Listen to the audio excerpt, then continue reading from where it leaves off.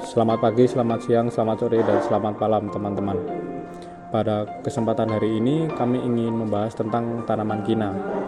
Nah, di video edukasi sejarah yang akan membawa kita menelusuri salah satu episode yang bagi kami ini sangat kelam namun jarang diangkat dalam narasi populer sejarah Indonesia, apalagi buku-buku sejarah.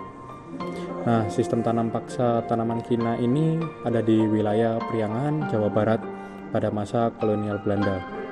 Banyak dari kita yang mengenal tanam paksa untuk kopi, tebu, atau nila.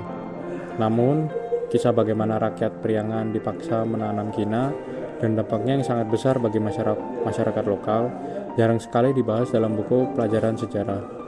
Video ini akan membahas secara sangat detail mulai dari latar belakang, pelaksanaan dampak sosial ekonomi, hingga akhir dari sistem tanam paksa kina di Priangan. Semua sumber yang digunakan dalam video ini berasal dari penelitian ilmiah, jurnal, dan arsip sejarah yang dapat diakses secara daring. Tahukah Anda mengapa tanaman kina begitu penting bagi pemerintahan kolonial?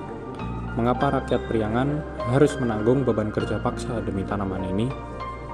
Ini bukan sekedar kisah ekspor komoditas, tapi kisah penderitaan, eksploitasi, dan perlawanan yang nyaris hilang dari ingatan kolektif bangsa kita. Mari kita telusuri bersama. Pada abad ke-19, dunia Eropa sedang dilanda wabah malaria. Obat utama untuk mengatasi penyakit ini adalah kina yang diambil dari kulit pohon kina. Permintaan kina pun melonjak, dan pemerintah kolonial Belanda melihat peluang besar untuk memperkaya kas negara. Wilayah Priangan di Jawa Barat dengan tanah yang subur dan iklim yang cocok dipilih sebagai pusat budidaya kina. Namun kebijakan ini bukan untuk kesejahteraan rakyat, melainkan untuk kepentingan ekspor dan keuntungan pemerintah kolonial. Tanaman kina awalnya ditanam di Priangan untuk menjaga agar tumbuhan ini tidak punah. Namun kemudian berkembang menjadi komoditas ekspor yang menguntungkan bagi Belanda. Masyarakat Priangan yang awalnya hidup dari pertanian pangan tiba-tiba dipaksa menanam kina di tanah mereka sendiri. Tanah yang biasanya digunakan menanam padi, jagung, atau sayuran diambil alih untuk perkebunan kina. Petani dipaksa bekerja di perkebunan kina dengan jam kerja yang sangat panjang, bisa mencapai 14 hingga 20 jam seharinya, dan upah yang sangat rendah, hanya sekitar 10 sen per hari atau setara dengan 1/5 harga beras harian. Jika petani menolak bekerja, mereka akan dihukum cambuk hingga 20 kali. Pada tahun 1865, sekitar 12.000 hektar tanah adat dirampas untuk perluasan perkebunan kina di Bandung dan di Garut. Menjelang tahun 1930-an, ada sekitar 16.000 hektar kebun kina di Pariangan yang menghasilkan sekitar 12.000 ton per tahunnya. Pada tahun 1900-an, terdapat 82 kebun di perkebunan kina di Jawa Barat dan 60 kebun kina di wilayah Bandung. Selebihnya ada di daerah Garut, Bogor, dan sekitarnya.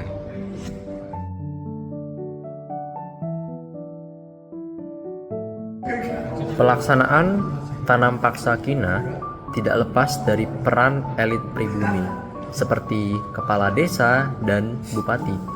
Mereka menjadi perpanjangan tangan Belanda dan bertanggung jawab mengawasi pelaksanaan tanam paksa di lapangan. Untuk memotivasi para kepala desa dan para elit pribumi, Belanda memperkenalkan sebuah sistem kultur prosenten, yaitu pemberian hadiah atau bonus kepada kepala desa dan para elit pribumi jika hasil panen melebihi target yang ditetapkan oleh Belanda. Akibatnya, kepala desa dan elit pribumi semakin memaksa rakyat untuk bekerja lebih keras demi mendapatkan bonus dari pemerintah kolonial. Pada praktiknya, sistem tanam paksa kina sangat memberatkan rakyat. Tanah yang diambil sering lebih dari yang diatur. Waktu kerja jauh melebihi aturan, dan kelebihan hasil panen jarang dikembalikan kepada petani. Banyak petani yang mengalami kelaparan, kekurangan gizi, dan bahkan kematian akibat kerja paksa dan beban hidup yang berat. Catatan dari Inspektur Tanam Paksa L. Vitalis menyebutkan bahwa di Priangan pada tahun 1835, mayat para petani berserakan akibat kelelahan dan kelaparan. Wabah penyakit juga muncul akibat banyaknya kematian dan kondisi hidup yang buruk.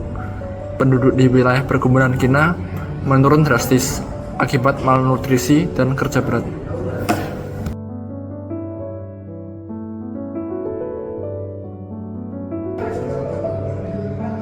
Akibat sistem tanaman paksa perkebunan kina, petani tidak punya waktu untuk menggarap sawah mereka sendiri. Hasil panen kina seluruhnya diserahkan kepada pemerintah kolonial. Keuntungan besar dari ekspor kina hanya dinikmati oleh pemerintah Belanda. Bukan hanya rakyat Indonesia, pada masa kejayaannya, produksi kina di Pariangan memenuhi 90% kebutuhan dunia. Namun, rakyat tetap miskin dan menderita. Banyak keluarga kehilangan anggota akibat kelaparan dan penyakit. Tradisi petani lokal juga terganggu karena lahan pertanian dialih untuk tanaman ekspor.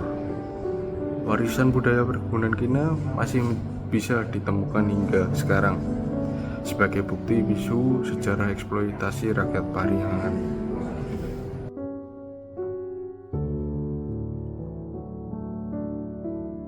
Praktik tanam paksa kina mendapatkan sedikit sebuah perhatian dari kaum liberal di Belanda.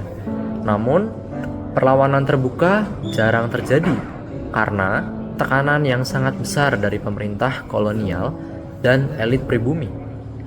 Di tingkat lokal, muncul sebuah perlawanan diam-diam, seperti sabotase hasil panen atau penghindaran kerja paksa. Namun, perlawanan ini tidak sebesar perlawanan terhadap tanam paksa kopi atau tebu, sehingga kisah ini jarang tercatat dalam sejarah nasional.